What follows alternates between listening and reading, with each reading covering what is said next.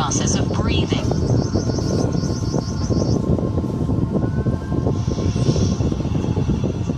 In humans, the main organs responsible for respiration are present in the thoracic cavity. In the thorax region, the rib cage and a dome-shaped fibrous tissue, known as the diaphragm, are observed. Present within the rib cage are the pleural membranes, which enclose the lungs. The right lung is divided into 3 lobes: the right superior, right middle, and the right inferior lobe.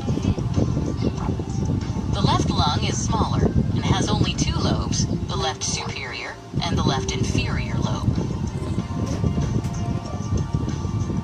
Both the lungs are associated externally with small tubular bronchi, which unite and extend into the trachea.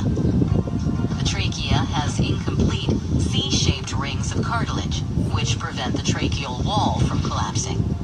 The trachea leads into the pharynx, which is connected to the nostrils. As we breathe in air, the oxygen molecules enter the nostrils and travel downwards through the pharynx and trachea to finally reach the bronchi. From each bronchus, oxygen travels into the lungs. Within the lungs, the bronchus divides repeatedly to form bronchioles. Oxygen travels through these bronchioles and reaches the alveoli, each of which is surrounded by a network of capillaries. A section of one alveolus shows the presence of numerous alveolar chambers with pores. Blood, containing RBCs, is seen flowing through the capillaries. The oxygen molecules from the alveolus diffuse into the capillary and then get absorbed by the bluish-purple RBCs. This causes oxygenation of the RBCs, and a transition in their color from bluish-purple to red is observed. The blood moving into the alveolus contains RBCs and carbon dioxide molecules. These molecules are released into the alveolus. The carbon dioxide collects in the alveolar chamber. And then from the alveolus, it travels through the bronchioles into the bronchus, which finally reaches the trachea and is breathed out through the nostrils. So the process of breathing in air rich in oxygen is called inhalation.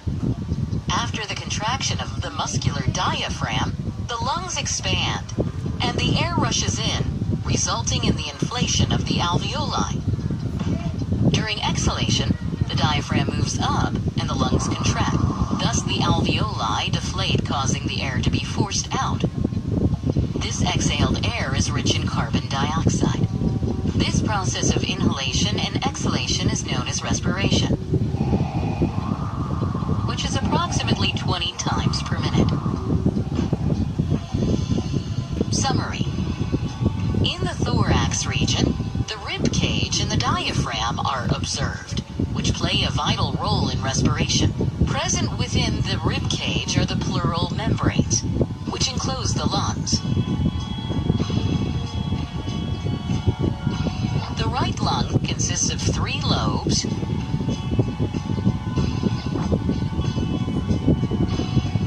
while the left lung has only 2 lobes.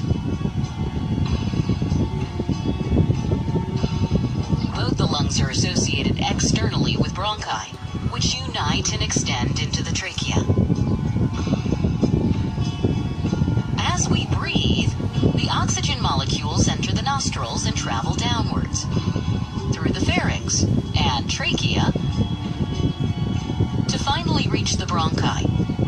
From each bronchus, oxygen travels into the lungs. Within the lungs, the bronchus divides repeatedly to form bronchioles. Oxygen travels through these bronchioles and reaches the alveoli, each of which is surrounded by a network of capillaries. As blood flows through the capillaries, the oxygen molecules from the alveolus diffuse into the capillary This causes oxygenation of the RBCs.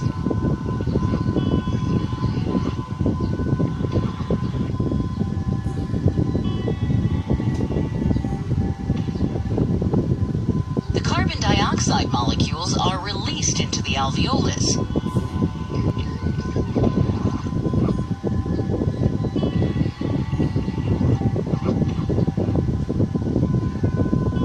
They are collected in the alveolar chamber, and then from the alveolus, it travels through the bronchioles.